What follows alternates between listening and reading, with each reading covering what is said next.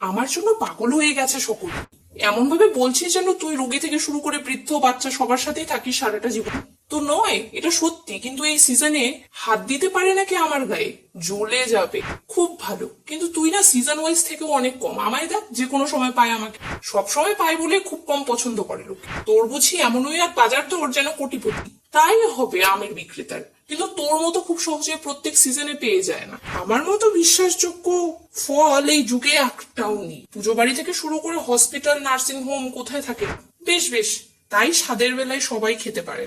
আমার খুব ইচ্ছে একটা আম আপেল মিলে চাটনি বানাতে। খুব সহজে লোকের সময় ধরা দিতে নেই। কেন, কি হয়? সময়ের ব্যবধানে বেশি সময় এক জায়গায় ইনভেস্টমেন্ট করলে সময় নষ্ট হয়। সময় নষ্ট নয়, এটা এটা প্রায়োরিটি। কিসের আবার প্রায়োরিটি? যেখানে আপেল খেতে খারাপ নয়, আবার পুষ্টি উপাদান আছে যা শরীরের পক্ষে অসম্ভব ভালো। এই কারণে বেশ সবেতেই সবসময় চলে। না, তোর হিংসে হচ্ছে, সবই বুঝতে পারছি। হিংসে করে সময় নষ্ট আমি করি না। আমি ফলের রাজা, সময়ই দেখতে পাওয়া যায় না আমায়। তার আগে বিন্দুমাত্র আমার স্বাদ পাওয়ার আশা নেই। Please like, comment, share and subscribe.